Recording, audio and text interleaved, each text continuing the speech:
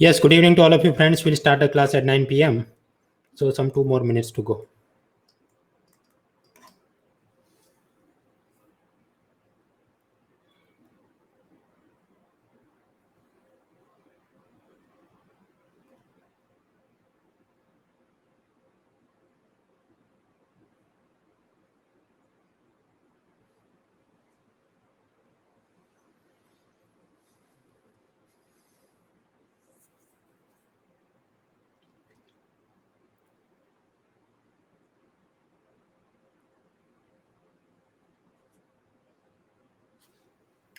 Thirty more seconds.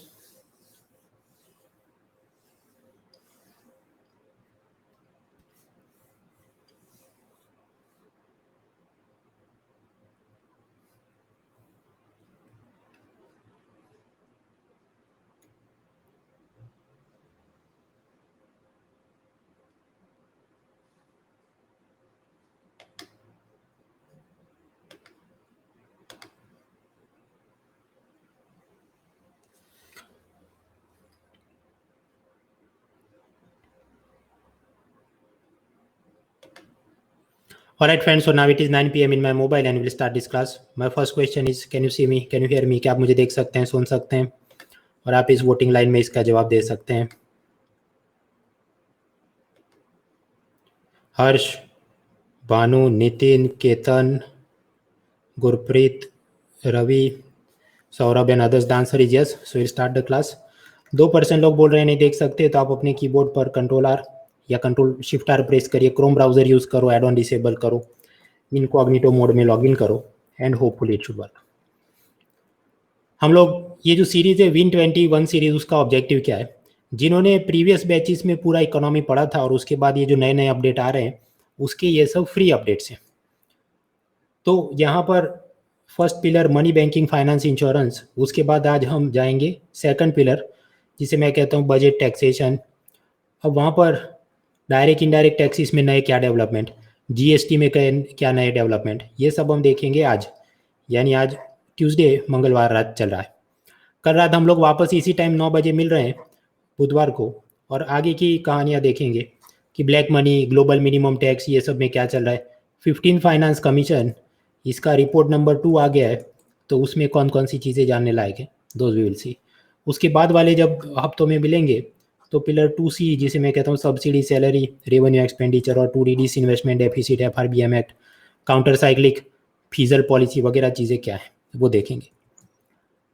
आगे बढ़ने से पहले अब तक हमने ये सीरीज में जो पढ़ा है उसमें से ये प्रश्न सॉल्व कीजिए. What is the primary objective of positive pay mechanism guidelines issued by Reserve Bank of India? भारतीय रिजर्व बैंक द्वारा सकारात्मक भुगतान तंत्र के दिशा निर्देश का प्राथमिक उद्देश्य क्या है? A, preventing e banking and mobile banking frauds, online banking, mobile banking की धोखाधड़ी में लगाम लगाना. B, money laundering and terror finance prevention. C, preventing bank from giving loans to weak companies, कमजोर कंपनियों को लोन देने से बैंकों को रोकना. या D, prevention of cheque fraud, cheque धोखाधड़ी में लगाम लगाना. और आपकी वोटिंग लाइन शुरू होती है अब.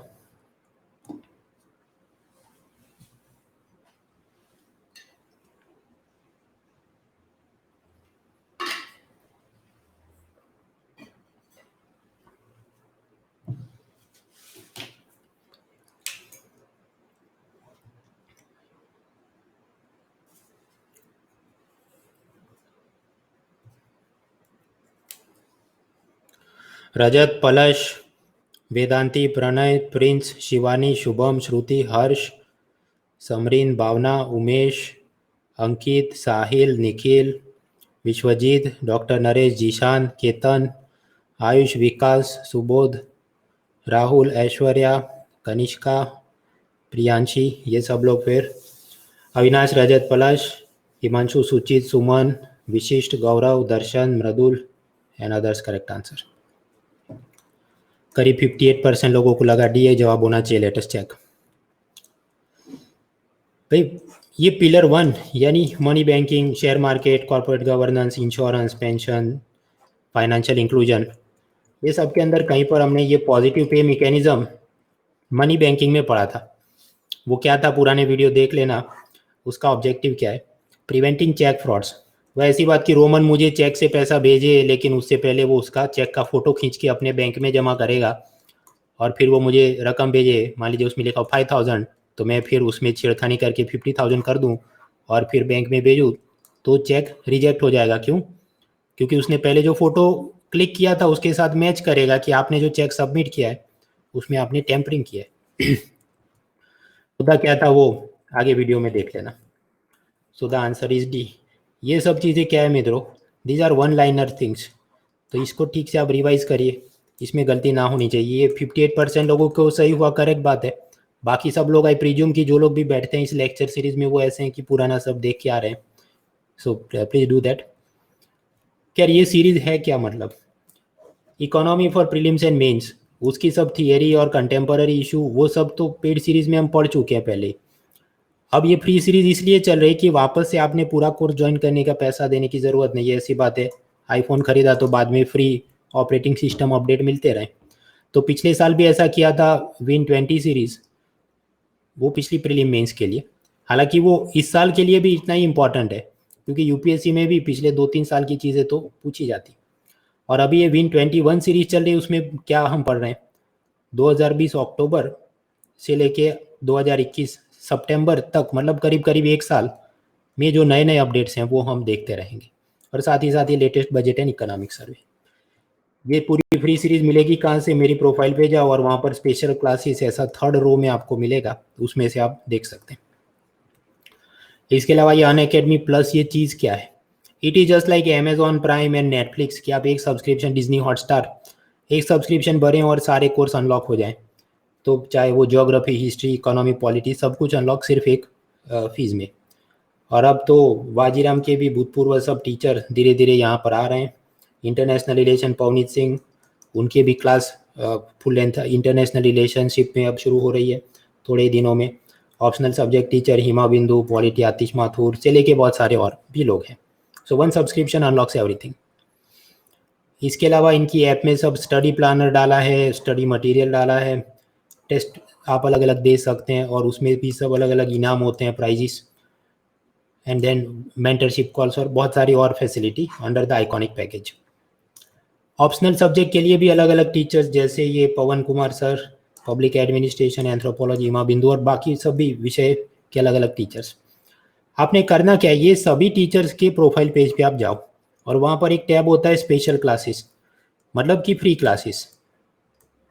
उनमें उन्होंने जो जो किया, मान लीजिए ऑप्शनल सब्जेक्ट के मॉडल आंसर, ऑप्शनल सब्जेक्ट की स्ट्रेटेजी वगैरह।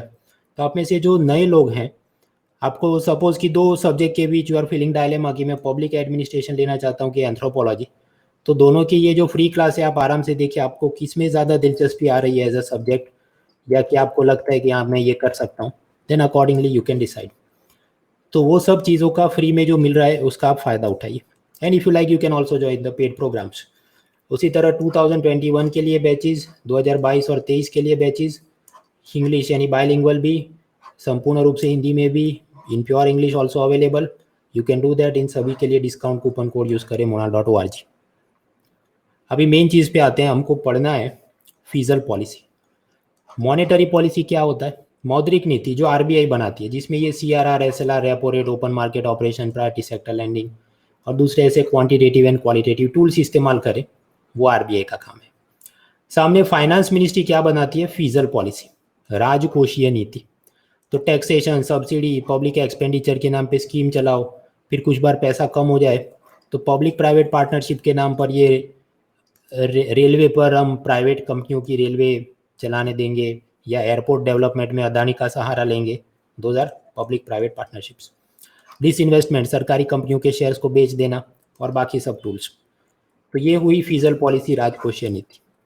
ये दोनों की मदद से ऑब्जेक्टिव क्या होता है, जनता की बचत बढ़े, इन्वेस्टमेंट बढ़े, डोमेस्टिक भी फॉरेन से भी पैसा आता रहे इन्वेस्टमेंट में, जीडीपी बढ़े, अनएम्प्लॉयमेंट कम हो जाए, इन्फ्लेशन काबू में रहे, currency exchange rate suppose $1 equal 75, तो वो स्टेबल रहे। ये सब ऑब्जेक्टिव होते हैं मॉनेटरी पॉलिसी और फिजल पॉलिसी के। अब इसमें फिजल पॉलिसी का मुख्य साधन कौन सा है, बजट के द्वारा वो बनाई जाती है ये सब फिजल पॉलिसी, टैक्सेशन, सब्सिडी वगैरह के नए नए अनाउंसमेंट। इकोनॉमिक सर्वे का काम क्या है, ये सब बनाने में वो डेटा और सजेशन देता है। लेटेस्ट जो बजट आया वो कौन से कलर के टैबलेट में डाला था, या लेटेस्ट सर्वे जो आया उसके कवर का क्या कलर था, सब कुछ फ्री हैंड आउट में मैंने डाला है, आप देख लेना। वो सब जनरल चीज़ बेसिक हम पढ़ने नहीं बैठेंगे। उसी तरह ये सब फिजल पॉलिसी, बजट के 3 डॉक्यूमेंट, कॉन्स्टिट्यूशन के 3 फंड, वो consolidated fund, contingency fund, public account, PM cares fund. PM cares fund क्या है वो पिछले साल की सीरीज में देख लें, Win20 में देख लिया था। Interim budget, vote on account, finance ministry के डिपार्टमेंट, इकोनॉमिक सर्वे वगैरह। इनमें से कुछ चीज़ ऐसी है जो पहले ही हम प्रीवियस फुल कोर्सेज में पढ़ चुके हैं या Win20 सीरीज में पढ़ चुके हैं। मुद्दा ये है कि अब नए अपडेट्स क्या हैं। नए अपडेट में बजट का रेवेन्यू पार्ट, और उस रेवेन्यू पार्ट में एक होता है रिसीट यानी आमदनी, सरकार को जो इनकम हो रही है। उसमें कुछ इनकम ऐसी होती है जो टैक्स में पैसा मांग के लेते हैं। अब ये टैक्स 2 टाइप के होते हैं, आप जानते हैं, direct taxes and indirect taxes. Direct taxes में होता है कॉरपोरेशन टैक्स, कंपनियों के प्रॉफिट पे लगता है। दूसरा होता है इनकम टैक्स, जो आपकी आमदनी पे लगता है। बाकी भी टैक्स हैं लेकिन मेन चीज़ें ये 2 हैं। सो let us start with company के प्रॉफिट पे लगने वाला कॉरपोरेशन टैक्स या निगम कर। तो कॉरपोरेशन टैक्स, निगम कर की दरें क्या हैं? अगर कोई मैन्युफैक्चरिंग कंपनी 1 अक्टूबर 2019 या उससे बाद से बनाई हो तो उस पर कितना लगता है? उसकी कंपनी के मुनाफे पर लगता है 15% कॉरपोरेशन टैक्स, उस पर कुछ सेस और सरचार्ज, कुल मिला के 17% मुनाफे में से निगम कर देना होगा। आपकी कोई पुरानी कंपनी है, मतलब 1 अक्टूबर 2019 से पहले वाली, तो उस पर कितना लगता है? थोड़ा ज़्यादा, 22% प्लस सेस सरचार्ज करके अराउंड 25%।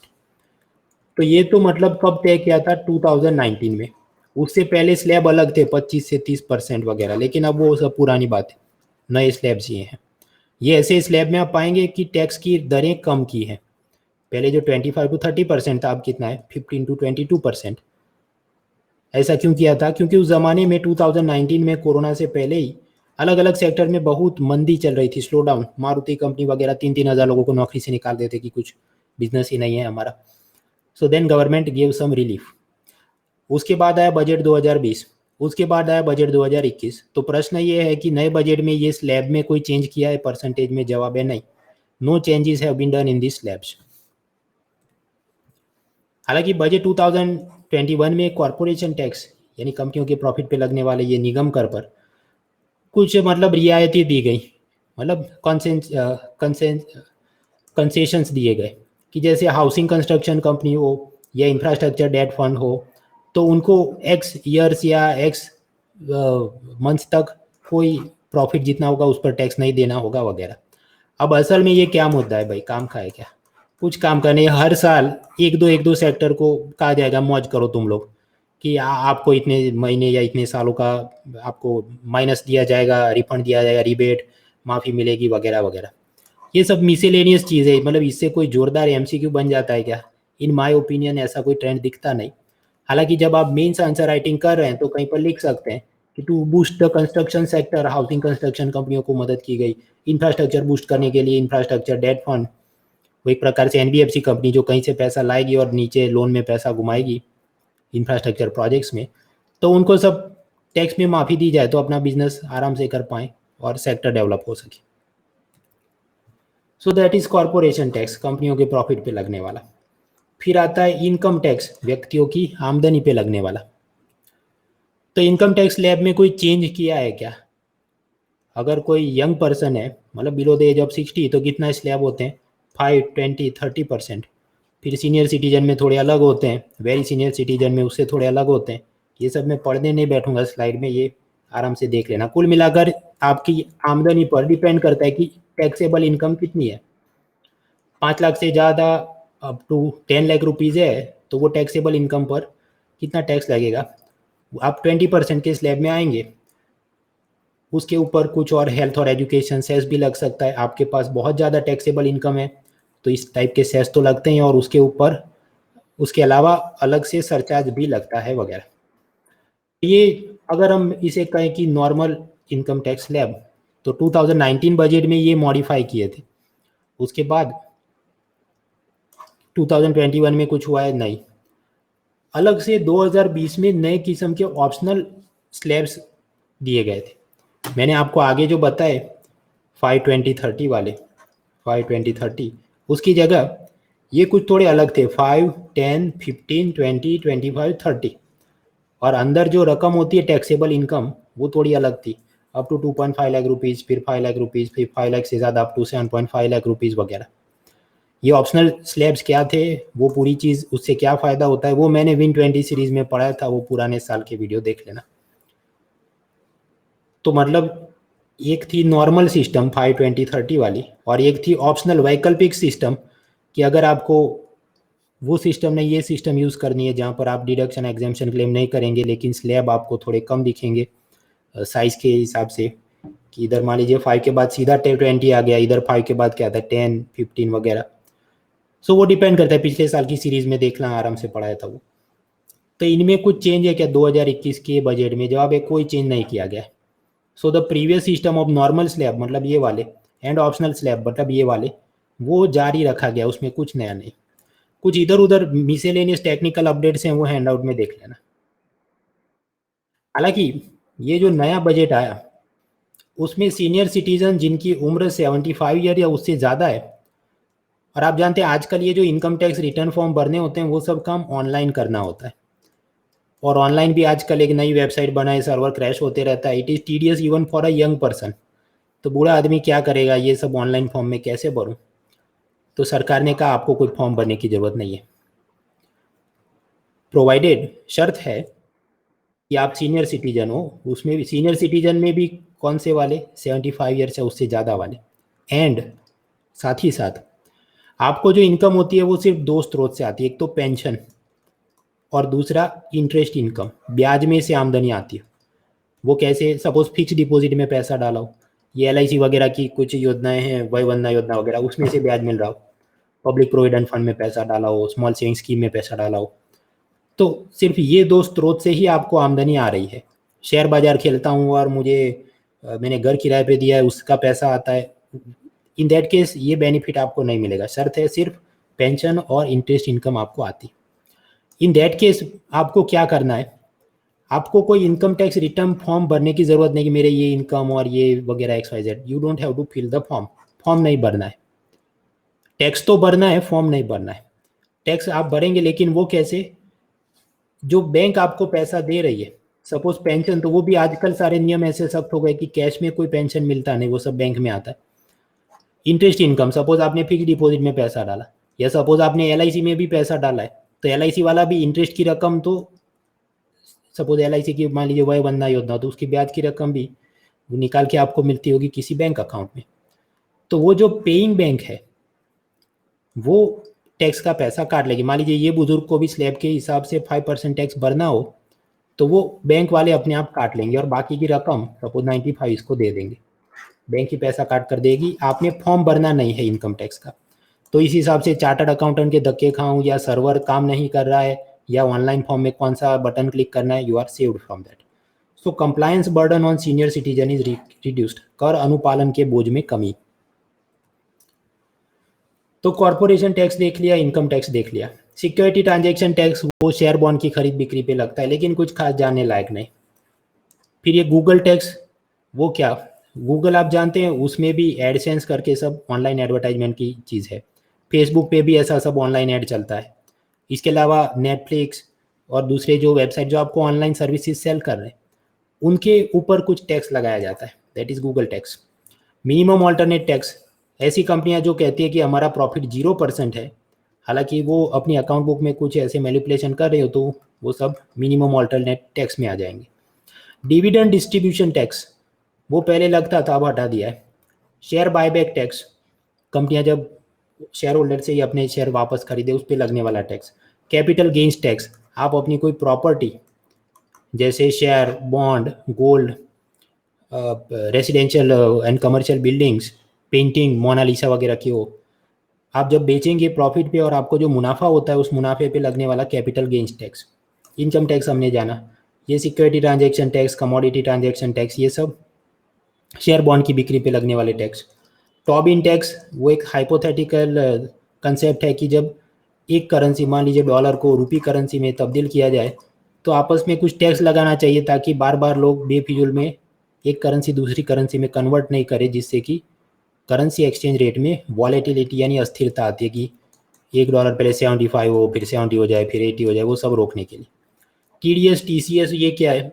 अलग से टैक्स नहीं है, आपको जो सैलरी मिल रही है उसका सर्टेन परसेंटेज आपका मालिक काट के सरकार में जमा करेगा, ताकि आपने ये पैसा अनलॉक करने के लिए इनकम टैक्स वाला फॉर्म भरना पड़े, ताकि कोई टैक्स इवेजन कर चोरी करता हो तो मुश्किल हो जाए। ये सब चिट्टीपुट मुद्दे हैं, लेकिन इसमें कुछ जानने लायक बड़ी चीज़ है क्या 2021 बजट में? जवाब है नहीं। तो डायरेक्ट टैक्सेस में ये सब था। अभी हम देखते हैं इनडायरेक्ट टैक्सेस में क्या, GST, एक्साइज एंड कस्टम्स। उससे पहले समझना जरूरी है कि ये सेस, टैक्स और सरचार्ज क्या होता है। टैक्स तो वो है कर, सपोज इनकम टैक्स जो आपकी आमदनी पे लगे, वो पैसा जाए कंसोलिडेटेड फंड ऑफ इंडिया में, उसमें से यूनियन को पैसा मिलेगा, यस। स्टेट को पैसा मिलेगा, जवाब है हाँ। वो कैसे? ये 15 फाइनेंस कमीशन वो अगर कह दे कि ये 50,000 की रकम जो मिली है उसका मान लीजिए 41% राज्यों को देना होगा, तो यूनियन गवर्नमेंट वो राज्यों को देगा। तो ये हो गया टैक्स। फिर कहा जाएगा कि ये टैक्स 50,000 के ऊपर सरचार्ज लगेगा, मान लीजिए 10%, तो कितना होना चाहिए? I think 5,000 rupees. तो वो सिर्फ यूनियन गवर्नमेंट के पास रहेगा। फाइनेंस कमीशन उसके डिस्ट्रीब्यूशन के बारे में कुछ नहीं बोलेगा, तो स्टेट गवर्नमेंट को भी फाइनेंस कमीशन के हिसाब से कोई पैसा नहीं मिलेगा। सरकार को, सपोज मोदी सरकार को खुद मुआवजा आ जाए कि इससे चलो हम वैक्सीन खरीदते हैं और फिर स्टेट्स को देते हैं, तो वो दे सकते हैं, लेकिन उसमें फाइनेंस कमीशन, वित्त आयोग बीच में नहीं आता है। That is the point. फिर अलग से होता है सेस। तो सेस कैसे लगता है? ये दोनों रकम के ऊपर, तो 50,000 का इनकम टैक्स, सपोज उस पर 10% सरचार्ज, तो मान लीजिए 5,000, तो इन दोनों के ऊपर 4% हेल्थ एंड एजुकेशन सेस मान लीजिए, तो इसका भी 4% और फिर इसका भी 4%, ऐसा ये सेस। ये जाएगा पब्लिक अकाउंट में। वो क्या होता है लक्ष्मीकांत में देख लेना। इसमें फाइनेंस कमीशन कुछ बोलेगा नहीं, मतलब ये जो भी रकम कमाई होगी केंद्र सरकार ने, उसमें से अपनी मर्जी से स्टेट्स को पैसा दे, अलग बात है, लेकिन इसमें finance commission will not tell the union government कि आप कोई इतना परसेंटेज पैसा दीजिए, और ये कुल मिलाकर आपने कुछ रकम भरनी है। तो इसमें नए नए सेस सरचार्ज पिछले 2-3 साल में कौन से आए? कस्टम्स ड्यूटी यानी सीमा शुल्क किस पे लगता है? आयात निर्यात, इंपोर्ट एक्सपोर्ट पे लगता है। उसके ऊपर कहा गया 10% सोशल वेलफेयर सरचार्ज लगाया जाएगा। तो नाम से ही सीधे सोशल वेलफेयर मतलब ये सब समाज कल्याण, गरीब कल्याण, महिला विकास, ये सब के लिए पैसा इस्तेमाल करेंगे। तो 2018 बजट से ऐसा लागू किया गया। ये इंपोर्टेड गुड्स पे लगता है, एक्सपोर्टेड गुड्स पे नहीं लगता है। ये एक बात हुई। फिर 2020 के बजट में एक और चीज़ आई, 5% health cess on custom duty on imported medical devices. मतलब ये जो भी स्टेथोस्कोप और ये सारे एक्सरे मशीन और जो भी चीज़ें आप इंपोर्ट करते हैं, जब आप इंपोर्ट करेंगे तो उस पर क्या लगेगा? कस्टम्स ड्यूटी, सीमा शुल्क। और मैंने आपको बताया इंपोर्टेड चीज़ पर एक और चीज़ लगती है 10% सोशल वेलफेयर सरचार्ज, जो 2018 बजट से आया, अभी आगे स्लाइड में देख। फिर ये सब पे नया क्या लेके आए 2020 बजट में? कहा कि अगर इंपोर्टेड मेडिकल डिवाइस है तो 5% हेल्थ सेस भी लगेगा, और फिर वो सब स्वास्थ्य की अलग अलग योजनाओं में इस्तेमाल करेंगे। अब ये जो हेल्थ सेस वो किसके लिए इस्तेमाल करेंगे? आयुष्मान भारत, वो क्या था पिलर 1D के वीडियो सीरीज में देख लेना। उसमें सब बात ये थी कि प्राइमरी हेल्थ इंफ्रास्ट्रक्चर बेटर करेंगे, और उसके नीचे एक PM जय योजना थी, 5 लाख का हेल्थ इंश्योरेंस देंगे। लेकिन वो सब देने के लिए भी कहीं सरकारी हॉस्पिटल तो होने चाहिए। तो गरीब और एस्पिरेशनल डिस्ट्रिक्ट्स, आकांक्षी जिले या जिसको कहे बैकवर्ड जिले, जो नीति आयोग लिस्ट बनाता है, वहाँ पर इन सेस के पैसों से हॉस्पिटल बनाए जाएंगे। So that is 5% health cess. ये भी हम जानते हैं नया क्या है। 2021 बजट में कहा कस्टम्स ड्यूटी, उसमें भी आप जानते हैं सोशल वेलफेयर सरचार्ज तो है। अब एक और नई चीज़ आई, AIDC, agriculture infrastructure and development cess, कृषि अवसंरचना और विकास उपकर। तो एग्रीकल्चर इंफ्रास्ट्रक्चर जैसे कोल्ड स्टोरेज या गोदाम बनाने हैं, या ट्रैक्टर रेंटिंग की कुछ ऐसी पूरी सेंटर बनानी है, तो देखो किसानों, तुम्हारे ये सब कल्याण के लिए नया चीज़, कुछ चीज़ें जिस पर कस्टम ड्यूटी के ऊपर सोशल वेलफेयर सरचार्ज, ये दोनों के ऊपर ये नया AIDC सेस। वो कैसे लगेगा, किन चीज़ों पर लगेगा? गोल्ड, सिल्वर, कीमती धातु पर, अल्कोहलिक बेवरेजेस, शराब, palm oil, soybean, sunflower, Apple. तो मतलब देखिए जो एग्रीकल्चर टाइप की चीज़ें हैं उनके ऊपर भी ये सेस लगेगा। कितना लगेगा भाई, फिक्स्ड रकम नहीं है। देखिए आगे हमने देखा हेल्थ सेस में क्या था, फिक्स परसेंटेज था 5%। ये जो नई चीज़ आई है 2021 बजट में एग्रीकल्चर इंफ्रास्ट्रक्चर डेवलपमेंट सेस, उसमें ऐसा फिक्स 5% नहीं है, वो डिपेंड करता है चीज़ कौन सी है। गोल्ड सिल्वर वगैरह होगी तो सेस का परसेंटेज 2.5, पाम ऑयल तो उस पर 17.5, एप्पल्स तो उस पर 35% वगैरह वगैरह। इसी तरह कोल, लिग्नाइट, पीट, फर्टिलाइज़र, फिर पीस, काबुली चना, लेंथिल, कॉटन वगैरह वगैरह। तो इसमें जानना क्या है, एग्रीकल्चर है यस, मेटल है यस, यूरिया है यस, और कॉटन भी है। इन चीज़ों पर ये लगेगा और एक समान नहीं लगेगा। The percentage is वेराई depending on the nature of the product. अब यहाँ पर आप देखिए गोल्ड और सिल्वर पर मैंने आपको बताया gold silver and dore bars. Dore bar मतलब वो थोड़ा एलॉय मिश्र धातु तरह किस्म का गोल्ड सिल्वर का कुछ बनाया। इन पर कितना लगेगा 2.5, तो मैं इधर लिख दूं 2.5%। अभी आप गौर कीजिए कि ये जो गोल्ड सिल्वर आप इंपोर्ट करें कस्टम ड्यूटी लगेगी यस, सोशल वेलफेयर सरचार्ज पहले लगता था यस। अब आप कहें और एक चीज़ लगेगी तो सोचो वो चीज़ total gold import silver import will become expensive, महंगा हो जाएगा। और जितना महंगा हो जाएगा तो फिर ये टैक्स भरने ही नहीं पड़े, इसलिए लोग क्या करेंगे, स्मगलिंग करेंगे। बहुत ज़्यादा गोल्ड सिल्वर पर अगर टैक्स आप बढ़ा देते हैं तो लोग स्मगलिंग शुरू करते हैं, ताकि छिपा छिपा कर लाएंगे तो कोई टैक्स ही नहीं भरना पड़े। इसलिए सरकार ने ये किया है कि गोल्ड सिल्वर पर हम ये नई चीज़ लगा रहे हैं AIDC, agriculture infrastructure and development cess.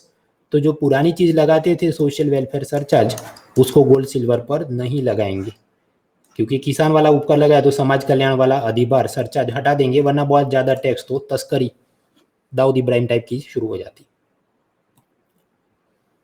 अभी ये जो एआईडीसी नाम की चीज़ है ये पेट्रोल डीजल पर लगती है कि नहीं, देखते हैं। Crude oil, petrol, diesel, aviation turbine fuel and natural gas, ये सब चीज़ों पर प्रेजेंटली क्या लगता है। ये जो भी ऑयल है उसका ड्रिलिंग रिफाइनिंग होता हो तो केंद्र सरकार का एक्साइज ड्यूटी यानी उत्पाद शुल्क लगता है, और जब उसका सेलिंग हो तो स्टेट गवर्नमेंट का वैल्यू एडेड टैक्स यानी वैट लगता है। ये अभी की सिस्टम है प्रेजेंट। जब जीएसटी काउंसिल को सपना आ जाएगा कि ये वाली तारीख से सपोज 1 अप्रैल 2022 से एक्साइज वैट को ख़त्म करना है, तो फिर एक्साइज की जगह तब से लगेगा केंद्र सरकार का सीजीएसटी और राज्य सरकार का वैट हट जाएगा, राज्य सरकार का लगेगा एसजीएसटी। अभी तो नहीं लग रहा है, presently this is not happening, presently this is happening excise and VAT. अब पेट्रोल डीजल तो उस पर क्या लगता है, केंद्र सरकार का एक्साइज ड्यूटी लगता है। उसके ऊपर अलग अलग सब रोड एंड इंफ्रास्ट्रक्चर सेस वगैरह दूसरे सेस लगते थे। अब और नई चीज़ आई है कि ये certain rupees of AIDC, agriculture infrastructure and development cess 2021 से लगेगा। ये कितना लगेगा भाई, पेट्रोल होगा तो 2.5 रुपये प्रति लीटर। गौर कीजिए परसेंटेज नहीं है, परसेंटेज नहीं है, लीटर के हिसाब से इतना रुपया लगेगा, एब्सोल्यूट प्राइस पर लीटर। उसी तरह डीजल तो एआईडीसी कितना 4 रुपये प्रति लीटर। तो यहाँ पर भी एमसीक्यू आप समझ सकते हैं सब कैसे बनेंगे, परसेंटेज दिया हो तो गलत है क्योंकि रुपी प्राइस के हिसाब, लीटर के हिसाब से। फिर ये दिया हो कि सेम सेस रेट्स या percentages will apply to petrol and diesel, भाई सेम टू सेम तो नहीं है, एक पर 2.5 रुपये दूसरे पे 4 रुपये वगैरह। तो इस तरह के सब एमसीक्यू आप रटिए। डायरेक्ट टैक्सेस जैसे इनकम टैक्स और कॉरपोरेशन टैक्स, उस पर 4% हेल्थ एंड एजुकेशन सेस लगता है, ये तो पुरानी समाचार है। उसमें नया क्या है, 2021 में सरकार ने का एक नया फंड बनाते हैं पब्लिक अकाउंट के नीचे, जिसका नाम होगा प्रधानमंत्री स्वास्थ्य सुरक्षा निधि PMSSN। इसमें पैसा किधर से आएगा, ये इनकम टैक्स, कॉरपोरेशन टैक्स जैसे डायरेक्ट टैक्सेस, प्रत्यक्ष कर जो लगते हैं लोगों के आमदनी और मुनाफे पर, उसके ऊपर 4% सेस लगेगा। ये हेल्थ एजुकेशन सेस जो पहले से लगता ही था।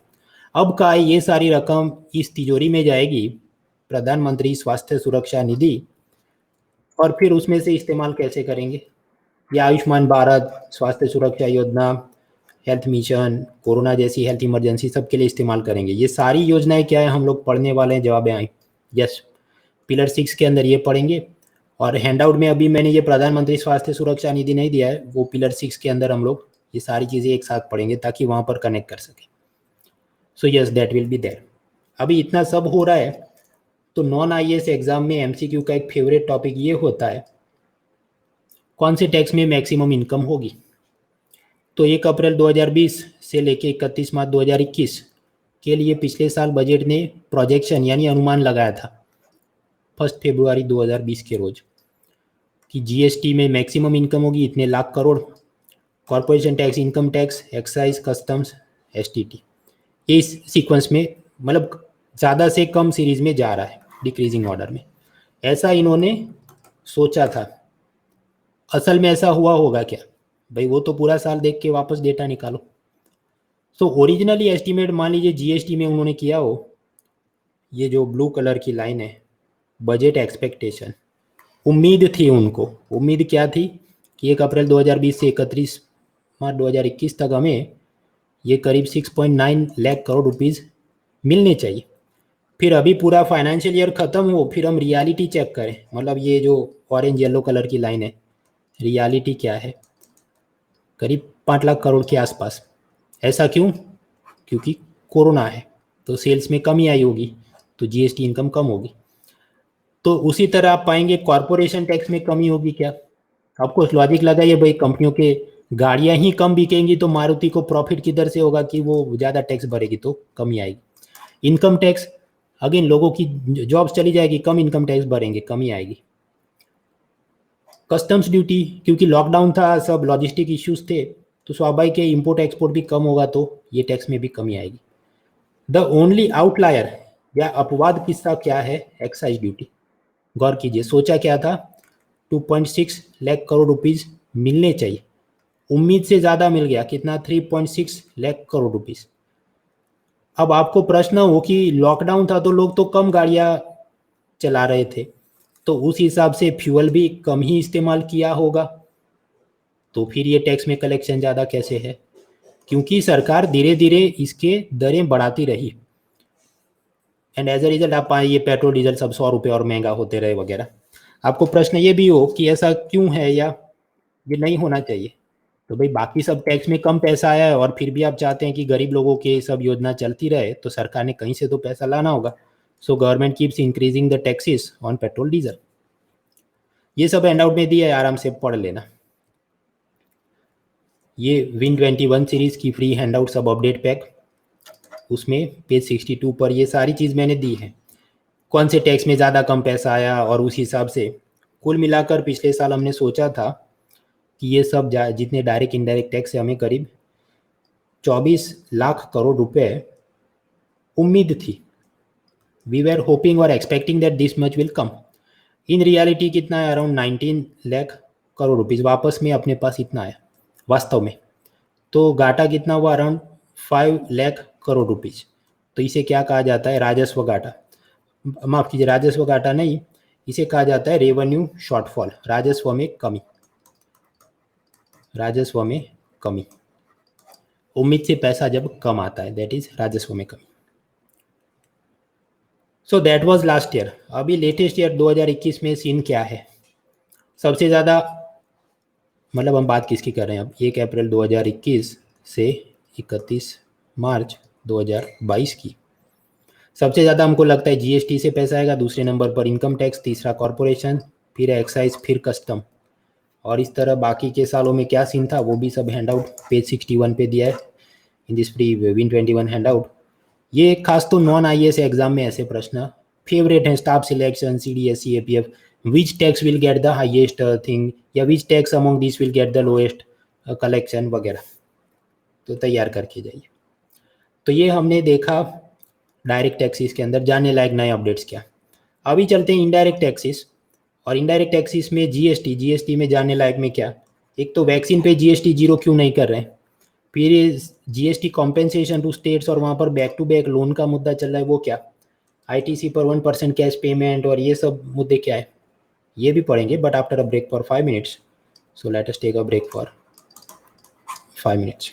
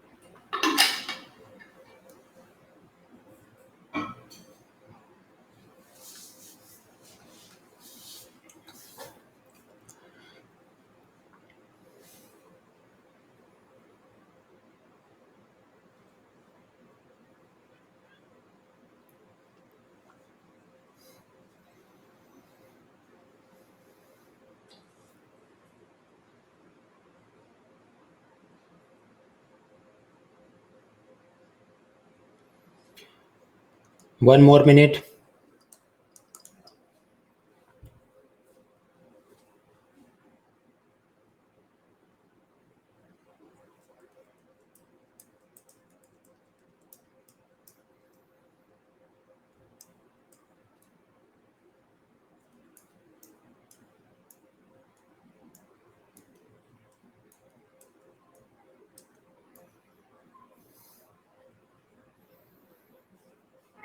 Thirty more seconds.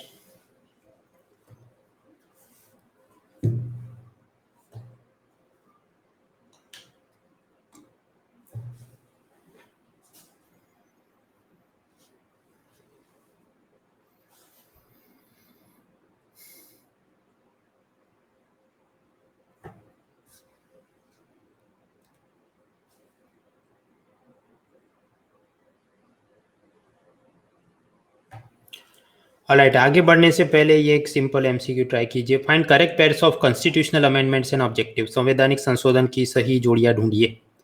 101 GST, 102 reservation for economically weaker section, 103 constitutional status for national commission for backward classes, 104 removal of Anglo Indian reservation इन लोकसभा. और आपके ऑप्शंस हैं 1 and 4, 2 and 4 वगैरह वगैरह. और आपका टाइमर शुरू होता है अब.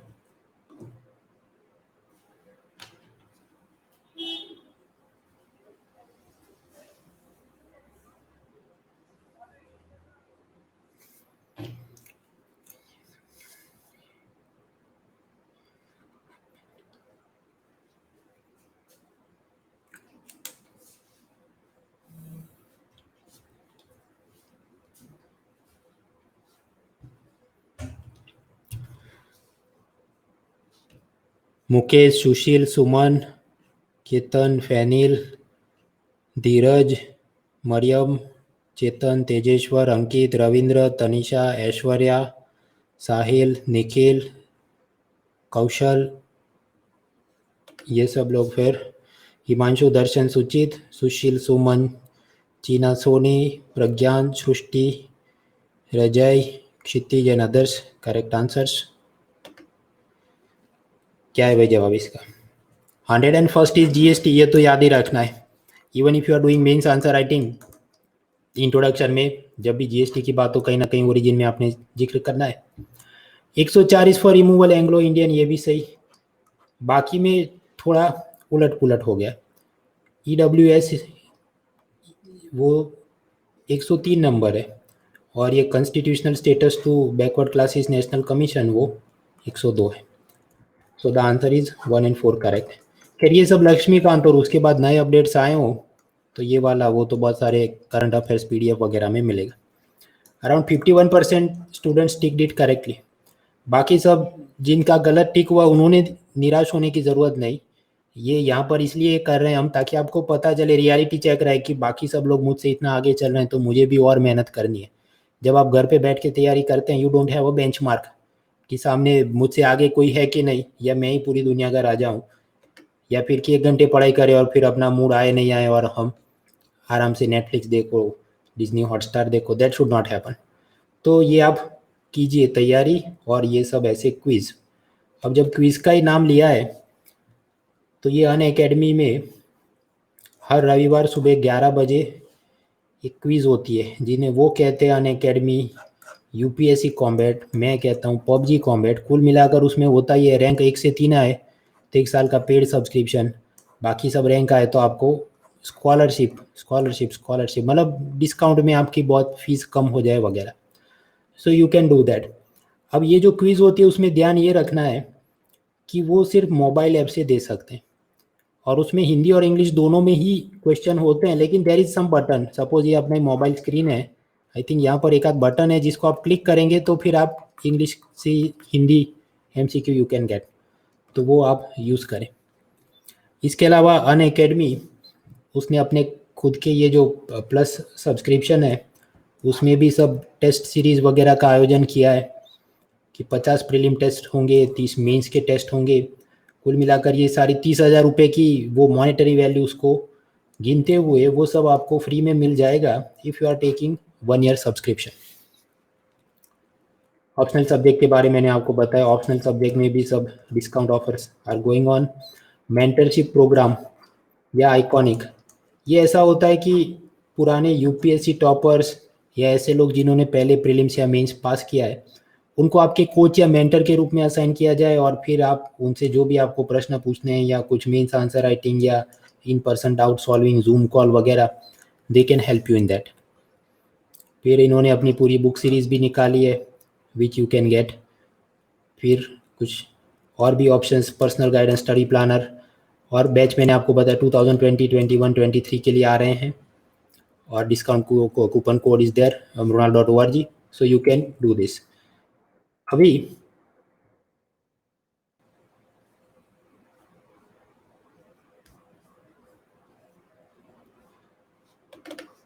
मेन मुद्दे पे आते हैं कि जीएसटी के इकोनॉमिक एंगल, कॉन्स्टिट्यूशनल एंगल, कौन से यूनियन और स्टेट के टैक्स चले गए, कौन कौन सी चीज़ पर कितना जीएसटी लगता है, अलग अलग organisations and concepts, benefits and challenges, ये सब तो हम फुल कोर्स में पढ़ चुके हैं। इसमें नए अपडेट्स क्या हैं, वैक्सीन पे जीएसटी 0 क्यों नहीं कर सकते, और कुछ और चीज़ों पर, एम्बुलेंस वगैरह पर जीएसटी कम किया है, वो मुद्दा क्या है। इससे पहले एक बार याद कर ले जीएसटी क्या चीज़ थी। सपोज मैं 100 रुपये का मोबाइल रिचार्ज करूँ, वोडाफोन का रिचार्ज मैं पेटीएम ऐप से करूँ, और ये पेटीएम वाले बोले 10 रुपये आपको कैशबैक देंगे, तो इसका मतलब क्या, मेरे वॉलेट में 10 रुपये वो दिखाएगा। फिर दूसरी बार मान लीजिए मुझे इलेक्ट्रिसिटी बिल भरना हो 100 रुपये, तो मुझे 100 रुपये नहीं भरने, मुझे अपने पॉकेट से 90 रुपीज़ ही भरने। क्यों? क्योंकि ये जो 10 रुपये का कैशबैक था वो उसमें ऐड हो जाएगा, एंड इस हिसाब से हमें फ़ायदा मिलता है।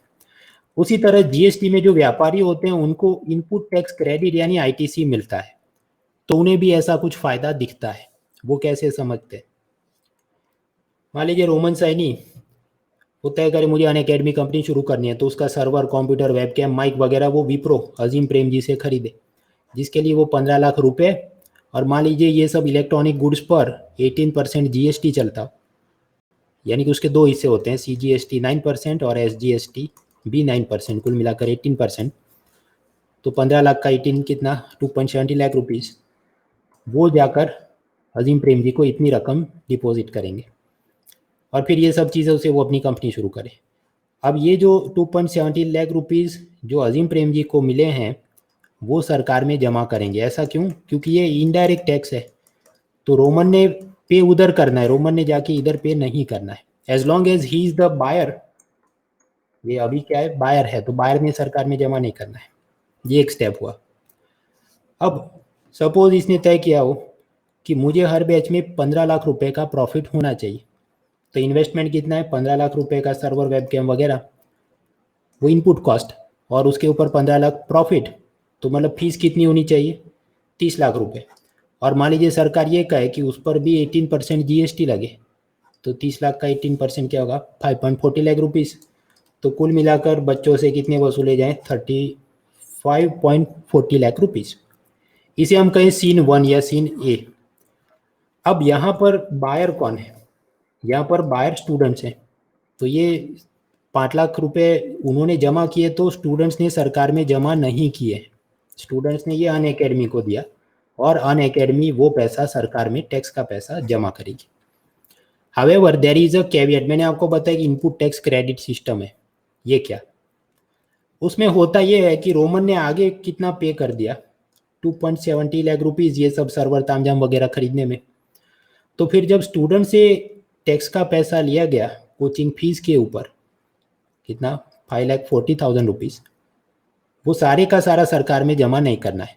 इधर भी वो पेटीएम कैशबैक की तरह रोमन ने जो आगे ये सब वेबकैम सर्वर के लिए इतना जीएसटी पे किया था वो उसने माइनस कर देना है, -2.70 लाख रुपीज़। तो कितनी रकम बची, 2.70 लाख रुपीज़। तो उतनी ही रकम सरकार में जमा करनी होगी। तो इसे हम कहते हैं जीएसटी का इनपुट टैक्स क्रेडिट सिस्टम, कि विद्यार्थियों से लिया सारा जीएसटी सरकार में जमा नहीं करेगा रोमन, क्योंकि उसने आगे जितना पैसा इनपुट खरीदने वक्त जीएसटी में पे किया था वो उसे माफ़ी मिल जाएगी, माइनस माइनस हो जाएगा। ये एक बात हुई।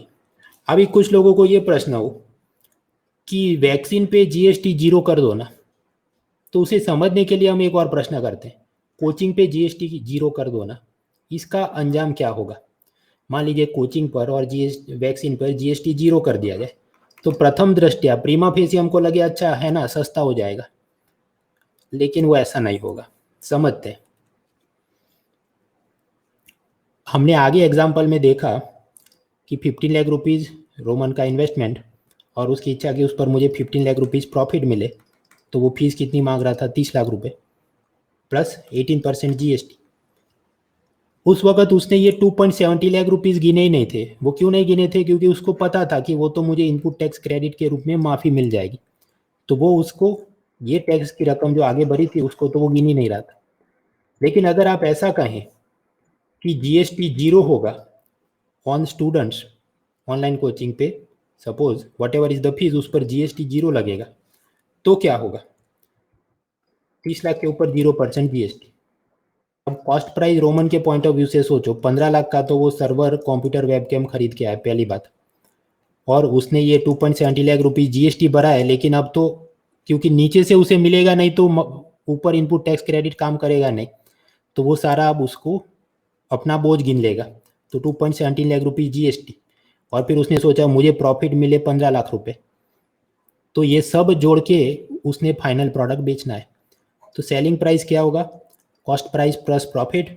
कॉस्ट प्राइस क्या है, 15 लाख रुपए, ये सर्वर वगैरह तामझाम, plus GST 2.70 lakh rupees, plus profit उसको कितना जाए 15, तो ये सब निकालो अराउंड 37.70 लाख रुपीज़ आएगा जब 0% जीएसटी ऑन कोचिंग होगा। तब सोचिए पहले कितना था, 35.40, ये इस वाले एग्जाम्पल में करीब 35 लाख पहले विद्यार्थियों से लिए जा रहे थे। अगर जीएसटी जीरो हो जाएगा तो विद्यार्थियों से कितना लिया जाएगा, 37 लाख रुपीज़। भले आप ये कहे जीएसटी जीरो हो गया तो सब सस्ता होना चाहिए, it will not work like that, क्योंकि इनपुट टैक्स क्रेडिट नहीं मिल रहा है। And on the same logic, जब हम कहते हैं कि वैक्सीन पर जीएसटी जीरो हो जाए तो सरकार मना कर रही है, क्योंकि उनका ये कहना है कि उस केस में भी ये जितने भी फार्मा कंपनी जिन्होंने ऊपर से रॉ मटेरियल खरीदा होगा उस पर जीएसटी पे किया होगा, तो वो लोग भी तो यही गिनेंगे कि हमें तो इनपुट टैक्स क्रेडिट मिल नहीं रहा है, तो वो सारा बोझ नीचे ग्राहकों पे डाले। तो असल में वैक्सीन महंगी हो जाएगी अगर जीएसटी शून्य होगा। एक बात हुई। अब कुछ लोग ये भी सोचे तो ऊपर भी जीएसटी जीरो कर दो ना, ये सर्वर कंप्यूटर वेबकैम माइक इस पर भी जीएसटी अभी करीब 18% लगता है, इसको जीरो कर दो ना, तो फिर तो नीचे भी जीरो अगर हो कोचिंग फीस पे जीएसटी, तो अपने को तो ये बोझ दिखेगा ही नहीं, then this will be gone, है कि नहीं। वो हो सकता है, लेकिन फिर आप ये भी तो सोचिए कि वेलफेयर स्कीम चलाने के लिए पैसा आएगा किधर से अगर आप हर चीज़ पे जीएसटी शून्य कर देते। तो उसी लॉजिक पर अगर आप ये कहें कि वैक्सीन पे जीरो कर दो और आप चाहते हैं कि कस्टमर पर बोझ भी ना बढ़े, तो आपने क्या करना होगा, वैक्सीन यूज़ बनाने में जो भी रॉ मटेरियल यूज़ होता है उस पर भी जीएसटी जीरो कर दो। लेकिन ऐसा करेंगे तो सरकार को फिर टैक्स में पैसा कहाँ से आएगा, फिर वो ऐसा होगा कि पेट्रोल का दाम जो अभी 100 रुपये के ऊपर है वो फिर 200 रुपये तक पहुंचा दे, क्योंकि यहाँ से अगर नहीं मिल रहा है तो उधर से लेना पड़ेगा। So those are the angles. खैर, तो कोरोना के साथ जुड़ी चीज़ों पर जीएसटी कम करना चाहिए कि नहीं, इसके लिए जीएसटी काउंसिल ने ग्रुप ऑफ मिनिस्टर मंत्री परिषद या समूह बनाया था मेघालय के सीएम कॉनराड संगमा उसके अध्यक्ष थे। और फिर उन्होंने सब रिपोर्ट बनाई, उसी हिसाब से 2021 जून में कुछ निर्णय लिए गए। एक तो निर्णय मैंने आपको बताया, वैक्सीन पे जीएसटी कितना लगता था पहले 5%, अब कितना लगता है, तो अभी 5% ही लगता है, 0 नहीं लगता है। एम्बुलेंस पे थोड़ा सस्ता किया गया कि पहले 28% था, अब 12%। Temperature check equipment, hand sanitiser, crematorium, furnaces, एक तो अग्निदाह या स्मशान में दफनाया गया, लेकिन वो जो इलेक्ट्रिक मशीन होते हैं उसी में डेड बॉडी को जला दिया जाए, उसे कहते हैं फर्नेस, तो वो भी सस्ते किए गए। फिर remdesivir, oxygen concentrator, ventilator, corona testing kit, pulse oximeter, उन पर भी सस्ता किया गया। कोरोना की ये वाली ड्रग और ये एम्पोटेरिसिन भी, जो ब्लैक फंगस नाम के कोरोना के साथ जुड़े एक रोग में इस्तेमाल होती है, हाँ, उस पर 0 कर दिया। So then you may wonder किया तो यहाँ तो बोझ बढ़ेगा नहीं, क्योंकि आप तो ये कह रहे हैं कि 0 होगा जीएसटी देन। हाँ, लेकिन शायद फिर कुछ दिखाने के लिए उनको लगा होगा कि एक आध चीज़ पे 0 करते हैं, ताकि सब मीडिया वाले खुद शांत रहे। बाकी जीएसटी काउंसिल की सब थियरी वो तो हम फुल कोर्स में पढ़ ही चुके हैं, तो ये मैं वापस हम ये देखेंगे कि केंद्र सरकार के 2 रिप्रेजेंटेटिव और स्टेट की तरफ से 31 और मिनिमम 3/4 वोट रिक्वायर्ड और 50% कोरम होना चाहिए वगैरह।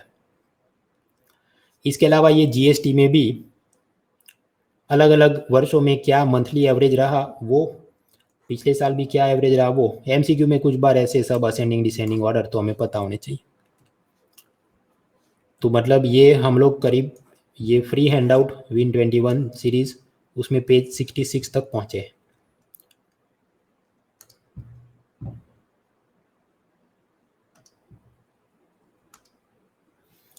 अभी आगे का मुद्दा है आईटीसी 1% कैश एंड क्यूआरएमपी। ये क्या है? मेरे जीएसटी सिस्टम ऐसी है कि इसमें अलग अलग व्यापारी रजिस्टर करेंगे और ग्राहकों से उन्होंने जितना जीएसटी का पैसा लिया है हर महीने सरकार में जमा करेंगे सामान्य रूप से। So they will deposit the GST tax to government on monthly basis, यानी 1 मंथ पे, और फिर वो input tax credit ITC system में उनको सब कैशबैक टाइप का कुछ मिलता रहे। इसका जो फॉर्म उन्होंने साथ ही साथ जमा करना होता है कि मेरा महीने में इतना सेल्स था, इतना परचेज था वगैरह। तो सरकार ने एक ऑप्शन दिया, ये सब कोरोना वगैरह में थोड़ी शांति रहे, कि आप जीएसटी तो एक एक महीने पर भरो, एक एक महीने पर, ये व्यापारी जो सरकार में डिपॉजिट करते हैं, लेकिन उसका account data, balance sheet, GST के अलग अलग फॉर्म, वो आप क्वार्टरली 3-3 महीने पर अपलोड करो, क्योंकि उसका भी अकाउंटेंट, उसको कोरोना हो गया तो उसने बनाई नहीं वो पूरी फाइल, तो किधर अपलोड करेगा। तो ये जो पूरी सिस्टम, उसे कहा गया quarterly return and monthly payment of tax, यानी QRMP। तो quarterly return, monthly payment of tax किसके साथ जुड़ा है? जीएसटी के साथ। वन वर्ड एसोसिएशन में याद रखना है।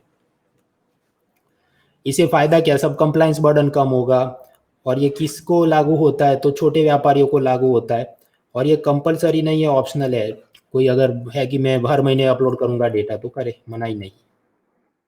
एक और मुद्दा चला ITC fraud and 1% cash payment. ये क्या है? आपके पास पैन कार्ड, आधार कार्ड वगैरह है, तो पहली बात आपने उसकी जेरोक्स नकल भी बेफिजूल किसी को ऐसे नहीं देनी चाहिए, मिसयूज हो सकती है। वो कैसे? सपोज आपने ऐसे ही दे दिया, आपको कुछ काम था या इसने आपको बेवकूफ़ बना के आपकी कॉपी ले ली, fraudulently acquired PAN card and Aadhaar card. फिर ये लोग ये करते हैं, ये सपोज ये एक विलन है, ये आपके नाम पर नकली रजिस्टर कंपनी बनाएगा, और मैंने आपको आगे बताया कि कैसे ये जीएसटी सिस्टम में क्या है, आपने जो सेल्स में पैसा लिया है उसके सामने आपको इनपुट टैक्स क्रेडिट में पैसा मिलता है, और फिर वो पूरी सिस्टम चले। तो ये जो बदमाश लोग होते हैं, विलन्स, वो क्या करेंगे? नकली सेल्स बिल जनरेट करेंगे और उस हिसाब से ऐसा दिखाएंगे कि मान लीजिए स्टूडेंट पर हमने 30 लाख की फीस और उस पर 5 लाख का जीएसटी, और फिर सामने इतना हमारा इनपुट था या जो भी करके फेक वो आईटीसी क्लेम करेंगे। अब वो कैसे करते हैं असल गेम, वो हम तैयार करने नहीं बैठेंगे। सफिशिएंट टू नो कि नकली बिल जनरेट करके वो ऐसा, ये जो बेसिकली आप समझिए जैसे पेटीएम में कैशबैक, वो मुझे कब मिला था ये 10 रुपये, जब मैंने वोडाफोन का 100 रुपये का बिल रिचार्ज किया, लेकिन मैंने ये किया ही नहीं हो और मैं कुछ फेक ऐसा स्क्रिप्ट अपलोड करके सब बता दूं और ये ऐसे पैसे जमा करते रहूं, तो वो गलत है। ऐसा ही यहाँ पर हो रहा है। तो इसे हम स्टॉप कैसे करें? CA student help for 50 crore GST fraud. Vadodara में 25 साल के एक लड़के ने बहुत सारी 115 नकली फॉर्म बनाई थी। वो कैसे? वो ऐसे ही सब बोले बाले लोगों को नौकरी दिलवाता हूँ, आपका आधार कार्ड नंबर दो करके सब 115 कंपनी बनाई और ऐसे नकली बिल जनरेट करके ये डिड द स्कैम। इसे हम रोके कैसे? सरकार ने ये कहा है, देखिए जीएसटी नीचे होता है कस्टमर, कस्टमर ने जो भी खरीदा तो सेलर को वो जीएसटी प्लस प्राइस दे रहा है और सेलर ने वो गवर्नमेंट में जमा करना होता है। तो सरकार ने अब से ये कहा कि वैसे तो ये सारा जीएसटी आजकल ऑनलाइन पेमेंट ही होता है, लेकिन कुछ खास किस्सों में 1% जीएसटी कैश में, नकदी में इस आदमी ने नकदी में रोकड़ा लेकर सरकार में जाकर जमा करना होगा। अब आपको प्रश्न, इससे फायदा क्या है? भाई फ्रॉडस्टर जिसने 115 कंपनियां बनाई हैं कागज पे, क्योंकि आजकल कंपनी बनाने के लिए भी ऑफिस नहीं जाना होता, आप ऑनलाइन सब फॉर्म अपलोड करो कंपनी बन जाती है। लेकिन अब उसने बैंक ब्रांच में, जीएसटी ऑफिस में कहीं जाना होगा कैश डिपॉजिट करने के लिए कि मैंने ग्राहकों से इतना लिया, इसका ये 1%, तो वो चक्कर काटने होंगे।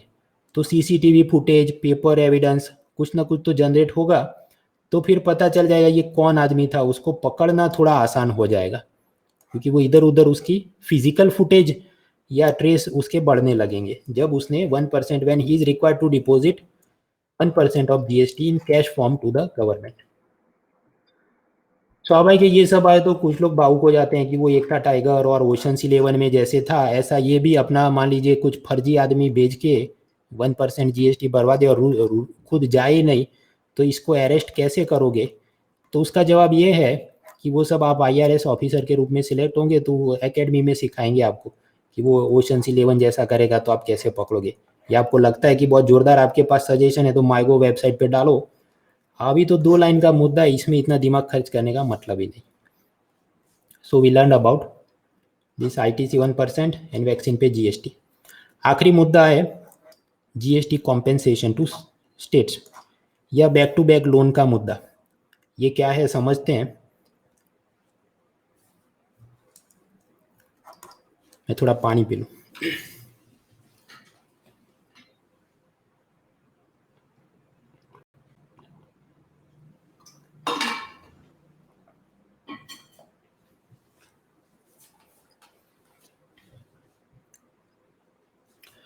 जीएसटी क्या है? It is a destination based indirect tax on consumption. Indirect आप समझते हैं, ग्राहक का पैसा व्यापारी, व्यापारी से सरकार में। कंजम्पशन आप समझते हैं, खरीदारी करते हैं तब लगता है। It is a destination based tax, मतलब मान लीजिए गुजरात में 1 लाख की नैनो कार्ड बने लेकिन उसका सेलिंग उत्तर प्रदेश में हो, तो ये गाड़ी पर लगता हो मान लीजिए 28% जीएसटी, तो ये रकम किसको मिलेगी? 28,000 रुपये उत्तर प्रदेश सरकार को। समझिए उसमें 28,000 में 2 हिस्से होंगे, 14,000 यूनियन गवर्नमेंट ले लेगी और बाकी 14,000 स्टेट गवर्नमेंट लेगी। तो ये 14,000 किस गवर्नमेंट को मिलेंगे? गुजरात को नहीं मिलेंगे, उत्तर प्रदेश को मिलेंगे। क्यों? सेलर ने सेल तो किया लेकिन डेस्टिनेशन कहाँ पर है, उपभोग कहाँ पर हो रहा है? कस्टमर लखनऊ में बैठा है, तो उत्तर प्रदेश सरकार को मिलेगा। उसका इन्वर्स भी सही है।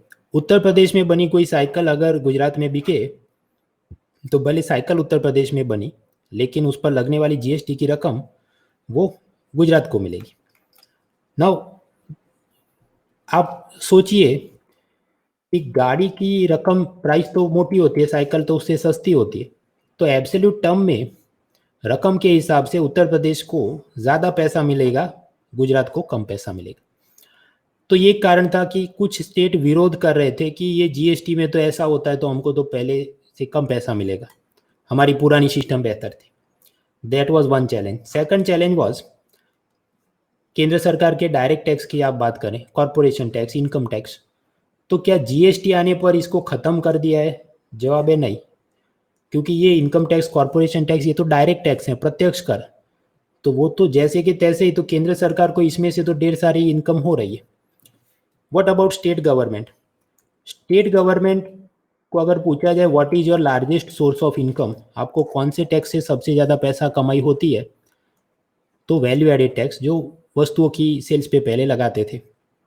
जीएसटी आने पर कहा गया कि वो एबॉलिश करेंगे सिवाय के पेट्रोल डीजल के अलावा बाकी सब चीज़ों पर। सो नाउ सोचने वाली बात यह है कि लार्जेस्ट सोर्स ऑफ इनकम के अंदर जैसे बड़े बड़े स्रोत थे, कॉर्पोरेशन टैक्स, इनकम टैक्स, तो वो तो सब बच गए केंद्र सरकार के पास, वो तो डायरेक्ट टैक्स हैं ही। स्टेट गवर्नमेंट के पास बिगेस्ट सोर्स वाज वैट, लेकिन वो तो एबोलिश कर दिया, सिवाय कि ये पेट्रोल डीजल के अलावा बाकी सब चीज़ों से हट गया और खींच के वो लिकर के ऊपर रह गया। तो अब स्टेट गवर्नमेंट को ये चिंता कि बाकी सब चीज़ों पर अब तो लगता है जीएसटी, और जीएसटी में कैसा होता है, मान लीजिए मोबाइल लिया 18% जीएसटी, तो उसमें यूनियन गवर्नमेंट 9% ले जाएगी, स्टेट को तो आधा ही मिलेगा 9%। तो हमारी कमाई का मुख्य साधन रद्द हो गया। मान लीजिए पहले जब वैट था और मोबाइल पे 12% वैट लगता, तो वो तो 12% सीधा स्टेट का ही था। इधर तो ऐसा 18% जीएसटी लगे, लेकिन मिल तो रहा है उसका आधा ही। तो उनको ये सब नाराजगी थी कि हमारा पैसा कम हो गया। तो ये जो जीएसटी का 101st अमेंडमेंट एक्ट बनाना था, वो लक्ष्मीकांत में पढ़ना, ये इस प्रकार के उसमें खास किस्म की मेजोरिटी चाहिए। तो कुछ विधानसभा से भी हमने ये पास करवाना था, स्टेट गवर्नमेंट के नीचे जो लेजिस्लेटिव असेंबली होती है, तो वो लोग अग्री नहीं कर रहे थे। तो उनको फिर कहा गया कि हम आपको मुआवजा देंगे, compensation to states for coming into GST regime. क्योंकि वैट हटाकर एसजीएसटी ला रहे हैं हम लोग, तो प्रतिवर्ष राज्यों के नुकसान की भरपाई केंद्र सरकार करेगी, ऐसी कुछ बात हुई। वो कैसे भरपाई करेगी? सबसे पहले निकालो कि 2015 में कितनी इनकम हुई थी। सपोज उत्तर प्रदेश के हमको वैट में 100 रुपये मिले थे, तो हर साल माना जाए कि 14% पहले से ज़्यादा इंक्रीज आपको कलेक्शन होने वाला था। यानी 2016 में 114 रुपये, फिर 114 के ऊपर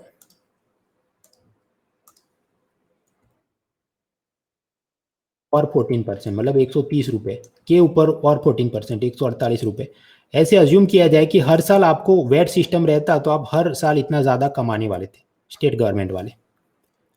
लेकिन उसे हम अब हटा रहे हैं, तो ये सब हटा रहे हैं और आप कह रहे हैं कि हमको नुकसान होगा। सपोज उत्तर प्रदेश ये कहे कि पहले हमको ऐसा अज्यूम किया था कि वैट में 130 रुपीज़ मिलते, लेकिन आप अब जीएसटी लेकर आए, उसमें हमको सिर्फ 120 ही मिल रहे हैं, तो नुकसान कितना हुआ? 10 रुपीज़ का नुकसान हुआ। उसकी भरपाई कैसे करेगी? तो वो मुआवजे के लिए केंद्र सरकार जीएसटी कॉम्पेंसेशन सेस लगाएगी। कुछ चीज़ों की सेल्स पर जीएसटी तो लगेगा, उसके ऊपर जीएसटी कॉम्पेंसेशन सेस भी लगेगा।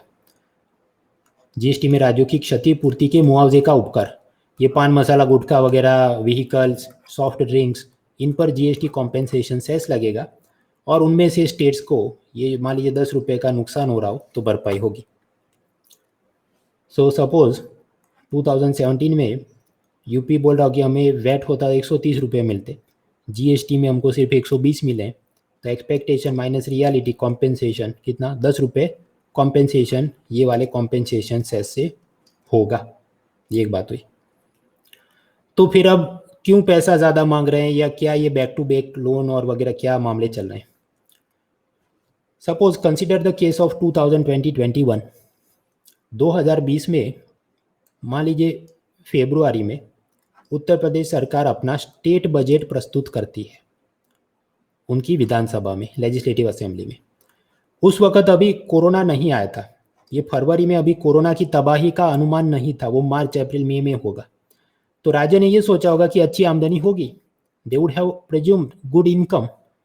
तो एसजीएसटी में उन्होंने सोचा होगा कि हमको 178 रुपीज़ मिलेंगे, और वैट की तो कैलकुलेशन ऑटोमेटिक होती है कि वो 14% हर साल बढ़ाते रहो, 14 बढ़ाते रहो, तो वो मान लीजिए 193 हो।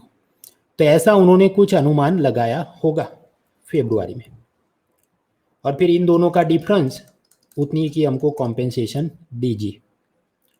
प्रॉब्लम तब आया कि फेब्रुआरी में तो घी दूध की नदियाँ दिख रही थी, अप्रैल महीने तक हम पहुँचे तो पता चला और गिरावट आएगी, फिर अगस्त महीने तक पहुँचे और गिरावट आ गई। गिरावट किस में आई? एसजीएसटी में। ओरिजिनली जो भी प्रोजेक्शन था मान लीजिए 178 रुपीज़, बट रियलिटी अब दिख रहा है बाय अगस्त प्रोजेक्शंस वे रिवाइज्ड, क्योंकि कोरोना के चलते लॉकडाउन और सेल्स में गिरावट, तो एसजीएसटी भी कम ही मिलेगा। सो नाउ स्टेट गवर्नमेंट मान लीजिए ऐसा बोलना शुरू करे कि हमको तो 163 रुपीज़ ही मिल रहा है एसजीएसटी में, तो अब वो क्या करेंगे? वैट का 193, वो तो कैलकुलेशन ऑटोमेटिक होती है, 14% ग्रोथ देखो, और सामने असल में SGST में 168। तो हमको इतना डिफरेंस, मतलब 30 रुपये कोरोना के चलते हमारी तो इनकम कम है, तो हमको इतना कॉम्पेंसेशन दो।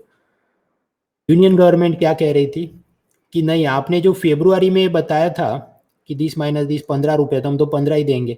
अब आप कह रहे प्रोजेक्टेड लॉस ज़्यादा है कोरोना के चलते 30 रुपये, तो हम 30 रुपये नहीं दे सकते। ऐसा झगड़ा शुरू हुआ। मेरे इधर आंकड़े काम के नहीं, आंकड़े सिर्फ उदाहरण के लिए, दीज आर हाइपोथेटिकल नंबर्स, काल्पनिक आंकड़े। कुल मिलाकर केंद्र का ये कहना था कि फेब्रुआरी में आपने जो डेटा दिया था उस हिसाब से हम तो कॉम्पेंसेट करेंगे। अभी आप कह रहे हैं अगस्त में कि कोरोना के चलते कम इनकम है, तो हम आपको ज़्यादा पैसा नहीं दे सकते, क्योंकि corona is an act of God या फोर्स मेजर जिसे कहें, हमारे हाथ में तो ये नहीं है। बट स्टेट्स वेयर इंसिस्टिंग कि हमको पैसा ज़्यादा दो।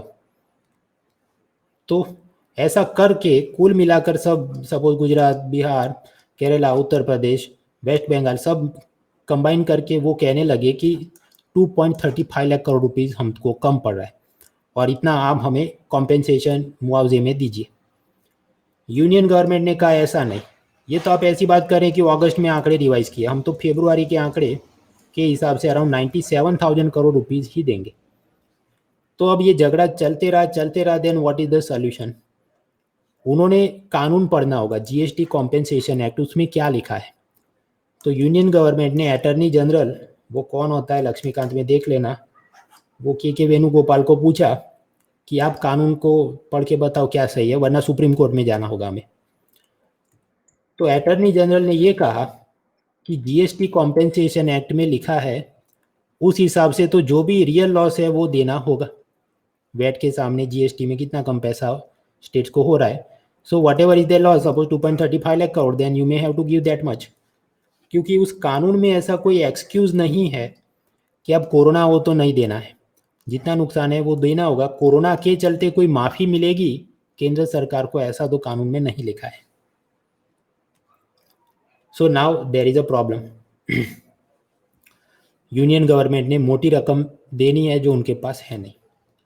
ओरिजिनली प्लान ये था कि ये GST कॉम्पेंसेशन सेस 5 साल तक लिया जाएगा, 1 जुलाई 2017 से लेके 30 जून 2022 तक। अब आपको प्रश्न है ये जुलाई और जून का क्या एंगल है? हम तो अब तक पढ़ते थे अप्रैल, 1 अप्रैल से 31 मार्च होता है। मित्रों, ये GST वो जरा अलग तारीख से आया था, इसलिए उसके 5 साल अलग महीने से गिन रहे हैं हम लोग। तो पहले ये सोचा था कि 5 साल तक ऐसा हर साल कैलकुलेशन करेंगे, वैट में 14% इंक्रीज, 14% इंक्रीज, और सामने SGST में कितना कम हो रहा है उतना कॉम्पेंसेशन फर्स्ट 5 ईयर्स के लिए देंगे। हालांकि अब 2020 में घाटा या लॉस हुआ है, ज़रूरत से ज़्यादा, सोचा उससे ज़्यादा लॉस है। अब उसके भरपाई के लिए यूनियन गवर्नमेंट के पास भी इतना तो पैसा नहीं है, तो सोचा गया कि हम पैसा उधार में लेके आएँ, we will borrow the money, और फिर वो जहाँ से भी लोन में पैसा लिया उन इन्वेस्टर को पैसा वापस करेंगे और बीच में इन सब स्टेट को पैसा दे देंगे। अब प्रश्न ये होता है कि वो सब इन्वेस्टर जो पैसा मांगेंगे वो ऐसा होगा, प्रिंसिपल प्लस इंटरेस्ट हमको वापस दो, और वो पैसा किधर से लाओगे? उसे रिकवर करने के लिए ये GST कॉम्पेंसेशन सेस जो कब तक चलाना था, 30 जून 2022 तक, उसको और एक्स्ट्रा खींच लेंगे। मान लीजिए और 2-4 साल खींच ले, जब तक ये प्रिंसिपल और इंटरेस्ट की रकम यूनियन गवर्नमेंट रिकवर करके इन्वेस्टर्स को वापस नहीं कर लेता। So that is the idea behind this wholesale.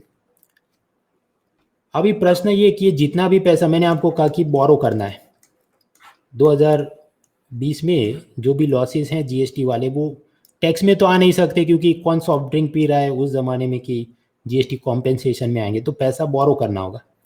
बोरो करने का ऑप्शन 1 था कि RBI से लोन में पैसा स्टेट गवर्नमेंट्स ले ले, सपोज 97,000 करोड़, और RBI का 7% ब्याज के साथ प्रिंसिपल प्लस इंटरेस्ट वापस करना है, और यूनियन गवर्नमेंट, केंद्र सरकार बड़ा भाई बन के कहे कि मैं इस पर कुछ सब्सिडी दूंगा, और फिर ये पूरी रकम वापस करने के लिए GST कॉम्पेंसेशन सेस को 2022 के बाद भी थोड़ा एक्सटेंड किया जाए। ये ऑप्शन 1 था। लेकिन यहाँ पर स्टेट्स को प्रॉब्लम थी। प्रॉब्लम क्या है? ये 7% बहुत ज़्यादा इंटरेस्ट रेट है, और हमको इतना 97 नहीं, हमको तो 2.35 लाख करोड़ रुपीज़ चाहिए। तो ऑप्शन 1 मतलब उनको ठीक से जम नहीं रहा था। तो then option 2 was presented. Option 2 में ये कहा गया RBI अलग अलग इन्वेस्टर्स को स्टेट गवर्नमेंट की गवर्नमेंट सिक्योरिटी बेचेगा, और इस हिसाब से ये सब इन्वेस्टर 2.35 लाख करोड़ रुपीस देंगे और वो सारा पैसा स्टेट्स को दिया जाएगा। But there is a problem, ये जो सब इन्वेस्टर होते हैं उनको लगता है कि स्टेट गवर्नमेंट की गवर्नमेंट सिक्योरिटीज़ में default risk is very high, दिवालियापन दिखा देगी और राज्य सरकार पैसा वापस नहीं करेगी, हमको भरोसा नहीं। और जब भी रिस्क ज़्यादा होता है तो आप जानते हैं वो सपोज 7% ब्याज नहीं, वो कहेंगे हमको 10% दो तो हम खरीदेंगे। दिवालियापन का जोखिम ज़्यादा होता है इसलिए हमको मोटा ब्याज चाहिए। So again state governments were not agreeing कि ये तो बहुत ज़्यादा है, हमको इतना तो महंगा है लोन वगैरह। सो स्टेट गवर्नमेंट्स ये कह रहे थे कि ये हम तो बाजार से कर्जा लेने जाएंगे, बहुत ब्याज लगेगा, we can not afford expensive loan, केंद्र सरकार खुद पैसा लेकर आए और हमें दे। तो केंद्र सरकार का ये कहना था कि हम कोई 2.35 लाख करोड़ रुपीस तो नहीं ला सकते बोरो करके, because we also have limitations. तो मैक्सिमम चीज़ के अराउंड 1.10 लाख करोड़ रुपीस हम बाजार से लेकर आते हैं, उसमें से आपको थोड़ा थोड़ा देंगे, बाकी जो सब हुआ वो 2022 के बाद देखेंगे। So that is the final solution, GST compensation modified option 1। बात यह है यूनियन गवर्नमेंट आरबीआई को बोलेगी कि बाजार में जी सैक इशू करो गवर्नमेंट सिक्योरिटी, उसमें ऐसा लिखा होगा कुल मिलाकर 1.10 लाख करोड़ रुपए के ये गवर्नमेंट सिक्योरिटीज है जिस पर 5% ब्याज देंगे, प्रिंसिपल एंड इंटरेस्ट 3 से 5 साल में वापस करेंगे, वो अलग अलग इंस्टॉलमेंट में वो निकाल रहे हैं सब।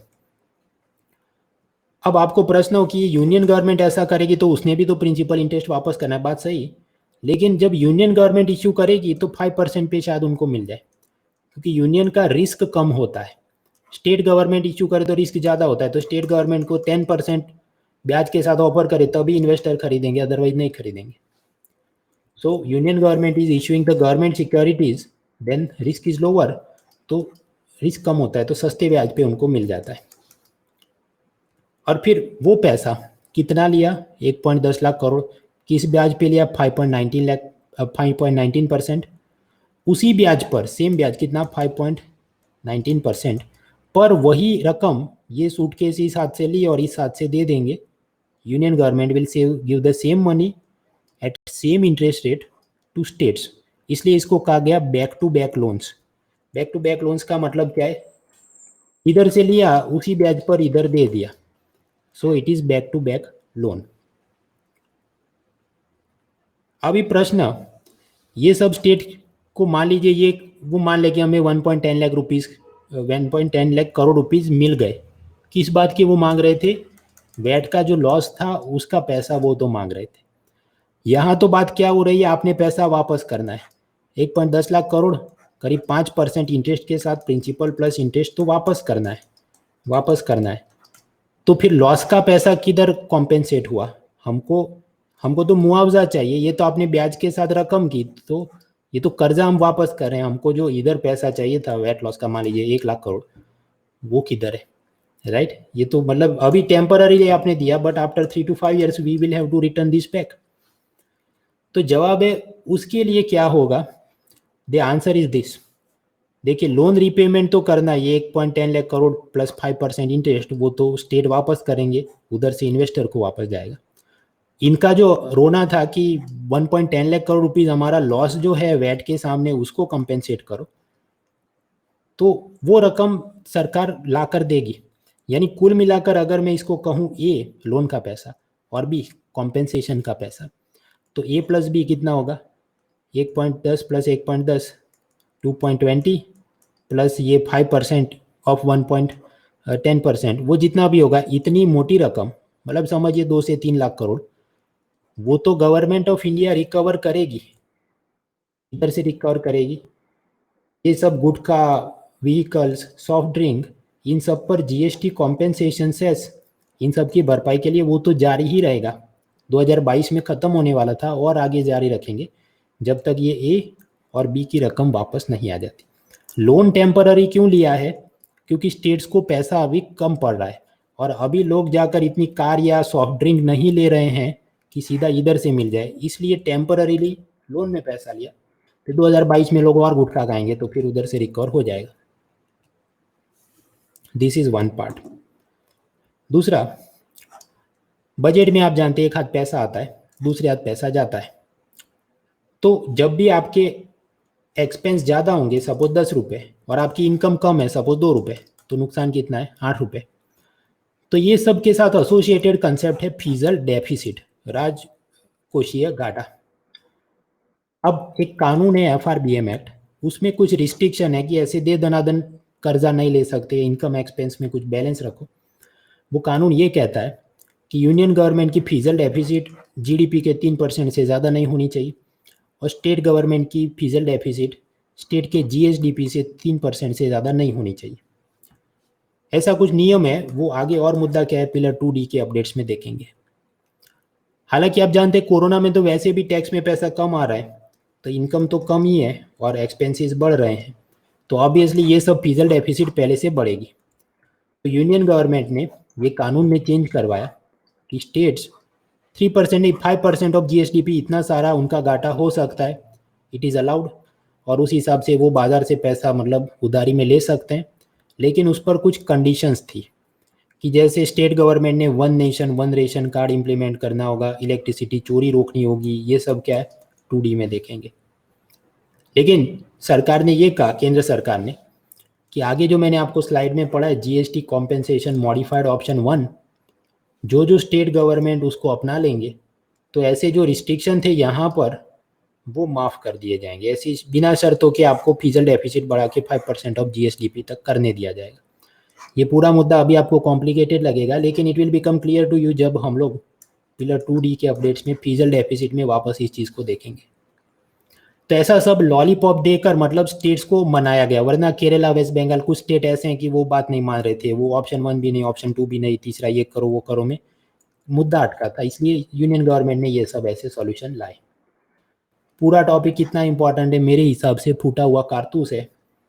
कुल मिलाकर हमने याद क्या रखना है, केंद्र सरकार 1.10 लाख करोड़ के आसपास बोरो करेगी, बैक टू बैक लोन के रूप में स्टेट्स को देगी, FRBM एक्ट में कुछ सुधार किए गए, और GST कॉम्पेंसेशन सेस को 2022 के बियॉन्ड भी वो सॉफ्ट ड्रिंक गुटखा वगैरह पे मांगते रहेंगे, ताकि ये सब जो लोन का पैसा और कॉम्पेंसेशन का पैसा आ जाए। बाकी असल जिंदगी में ये घड़ी के पुर्जे कैसे काम करते हैं, जवाब है नॉट इम्पॉर्टेंट। इंट्रोडक्शन, बॉडी और कंक्लूजन में क्या लिखना है वो सब हैंडआउट में दिया। 2020 में ये प्रश्न भी मेंस में पूछा जा चुका है, मुद्दा खत्म हो चुका है। तो how clock works in real life not important, लेकिन ये न्यूज़ कॉलम में आता रहेगा। कॉलम में इसलिए आता रहेगा क्योंकि ये जो मैंने आपको बताया 1.10 लाख करोड़ ये इंस्टॉलमेंट में थोड़ा थोड़ा दे रहे हैं, उस हिसाब से फिर ये 2022 में वापस एक्सटेंड करें कॉम्पेंसेशन से वापस चर्चा में आएगा। So ultimately what was the matter, जब 2022 में भी सीरीज होगी अपनी विन 22, तो मैं वापस पढ़ाने नहीं बैठूंगा, आई विल सिंपली से कि ये देख लेना, ये मुद्दा था। ये सारे स्पेशल क्लास हैं किधर, unacademy.com/@munal.org, उसमें आप जाएंगे मेरी प्रोफाइल में तीसरा जो रॉ होता है, पहला दूसरा तीसरा, वहाँ पर ऐसे सब ये फ्री क्लासेस होते हैं, पुराने भी हैं नए भी हैं, भविष्य में भी आते रहेंगे, 2021 में भी और 2022 में भी। Stay tune for that. बाकी फुल लेंथ इकोनॉमी की मेरी ये लेक्चर सीरीज़ ये 15 जुलाई से वापस बैच शुरू हो रही है, जिसके अंदर ये सारे ही topics, theory, current, contemporary issues हम लोग पढ़ेंगे। रात को 9 बजे क्लास होती है ताकि वर्किंग प्रोफेशनल, होम मेकर सब लोग अटेंड कर सके। साथ ही साथ हर हफ्ते क्विज होती है ताकि आपको पता चले, जैसे अभी आपने क्विज में देखा अराउंड 58% के करेक्ट होते हैं, तो बाकी सब लोगों पर प्रेशर बने कि हमने भी ठीक से पढ़ाई करनी है ताकि अपना कॉम्पिटिटिव एग्जाम में स्कोर आए। हैंडआउट, फ्री हैंडआउट तो मैंने अपलोड किए मेरी टेलीग्राम चैनल पे भी, आप देख सकते हैं, या munal.org/डाउनलोड से भी आपको ये अभी जो हम फ्री पढ़ रहे हैं उसके हैंडआउट मिलेंगे। फुल लेंथ हैंडआउट वो भी उसी तरह से हैं, ऐसे सब इमोजी होते हैं ताकि तुरंत देख के पता चले मुद्दा क्या है। नींबू, ये नींबू मैंने इसलिए रखा है, नींबू इज मोर लाइक नींबू निचोड़ निचोड़ के टैक्स ले रहे हैं हमसे, आदमी खड़ा है मतलब डायरेक्ट टैक्सेस, और फिर कुछ जगह पर यहाँ पर शॉपिंग कार्ट होगा तो indirect taxes. So it helps you in revision, यहाँ ये मुद्दा इधर है। जैसे एक चित्र देख के हमें पता चल जाता है, उसी तरह यहाँ चित्र एक प्रकार के ये सब चल रहे हैं। इंपॉर्टेंट टर्म्स के हिंदी भाषांतर भी दिए जाते हैं ताकि आपको मीन्स आंसर राइटिंग में सुविधा है, जैसे डिविडेंड डिस्ट्रीब्यूशन टैक्स, लाभांश वितरण कर। और Unacademy plus it is just like Netflix, Disney Hotstar, Amazon Prime. एक सब्सक्रिप्शन की फीस से सारे कोर्स अनलॉक हो जाते हैं, हिस्ट्री, ज्योग्राफी, पॉलिटी वगैरह वगैरह। और एक और चीज़, मान लीजिए आप जून में सब्सक्रिप्शन ले रहे हैं 1 साल का, अगले साल लेट अस एक्सपेक्ट कि मई जून में प्रीलिम हो, सामान्य रूप से मई जून में प्रीलिम होती, बट फॉर सम रीज़न मान लीजिए कोरोना के ऐसे ही प्रॉब्लम के चलते अगले साल अक्टूबर तक प्रीलिम डिले हो जाए, तो आपने एक्स्ट्रा महीनों का पैसा नहीं देना है। ये कंपनी ने ऐसी पॉलिसी लेकर आई है कि जितना भी एक्सटेंड होगा, मान लीजिए अक्टूबर, मान लीजिए दिसंबर, तो 1 साल का प्लान मीन्स 2022 तक वैलिड होगा, 2 साल का प्लान मीन्स 2023 तक वैलिड होगा। So even if the exam is postponed, तो आपने एक्स्ट्रा पैसे नहीं देने होंगे, you will get extra months free. ऐसा ही उनका subscription offer, coupon code muna.org। और ये सारा सपोज पेड सब्सक्रिप्शन की जगह आपको इनाम जीत के फ्री में लेना है या डिस्काउंट बहुत बड़े वाले लेने हैं, तो हर रविवार को सुबह 11 बजे पबजी कॉम्बैट टेस्ट सीरीज, उसको आप ट्राई कीजिए। इसमें पुराने वाले भी टेस्ट आप दीजिएगा, उसमें मैंने कई जगह पर इकोनॉमी के एमसीक्यू सेट किए हैं और वीडियो एक्सप्लेनेशन भी है, तो उससे आपको प्रैक्टिस मिलेगी। इसके अलावा कंपनी की खुद की ये जो पूरा 1 साल का प्रोग्राम है, उसमें अब पेड सारे टेस्ट सीरीज आ रहे हैं ऑप्शनल सब्जेक्ट के। मैंने आपको बताया अलग अलग बड़े टीचर सब कंपनी में जुड़े हैं, और उनके भी ऐसे फ्री स्पेशल क्लासेस आप देखिए, ताकि आपको ये सब स्ट्रेटेजी और प्रीवियस पेपर एनालिसिस में पता चले। उसमें भी ये सब चीज़ें आइकॉनिक मेंटरशिप प्रोग्राम की, जहाँ पर पुराने ऐसे लोग जिन्होंने प्रीलिम या मेंस स्टेज क्लियर किया या फाइनल एग्जाम क्लियर किए, मेंटर के रूप में आपको असाइन किए जाएंगे, जो आपके सब weekly doubt discussion, means answer writing, evaluation वगैरह, उन्होंने सब बुक सीरीज भी अब तो रिलीज़ की है। Loan system is also there, and 2021, 22 और 23 के लिए प्रोग्राम, और ये सब चेकआउट के दौरान आप कूपन कोड यूज़ कर सकते हैं वगैरह। खैर मेन चीज़ ये है, आज हमने कितना ख़त्म किया, आई थिंक पेज ये 66 या उसके बाद जितना भी हैंड आउट, हमने एक बजट देख लिया, direct tax, indirect taxes, GST. कल रात हम लोग वापस मिल रहे हैं, बुधवार को रात 9 बजे। आगे हम ये पढ़ने वाले हैं ब्लैक मनी का मुद्दा, 15 फाइनेंस कमीशन का रिपोर्ट नंबर 2 क्या कह रहा है, फिर ग्लोबल मिनिमम टैक्स के बारे में क्या डिबेट चल रही है, ये लेटेस्ट इकोनॉमिक सर्वे ने सब कुछ बात करी है, टैक्स चार्टर, टैक्स ओम्बड्समैन, कर शिकायत निवारण अधिकारी होना चाहिए वगैरह, क्या मुद्दे, ये सब भी इसी हैंडआउट में है, पढ़ने हमारे बाकी हैं। तो कल रात हम मिलेंगे और इसको जारी रखेंगे। आपका होमवर्क ये है, ये मैंने जितना पढ़ा है आज, इस सबको आप मेमोराइज कीजिए। कल मिलेंगे तो 3 से 4 एमसीक्यू शुरुआत में हम क्विज करेंगे, लाइव क्विज। तो उस वक्त ऐसा नहीं होना चाहिए कि 50% लोगों का ही सही हो रहा है, कम से कम 80% लोगों का सही होना चाहिए। तो आज जितने लोग बैठे हैं, कसम खाओ इतना तो रट के ही आओगे, कल रात 9 बजे हम वापस मिल रहे हैं। कम से कम 80% लोगों के कल एमसीक्यू सही होने चाहिए, मैं इसी हैंडआउट से बनाकर पूछूंगा। I will end the class here, good night, see you tomorrow.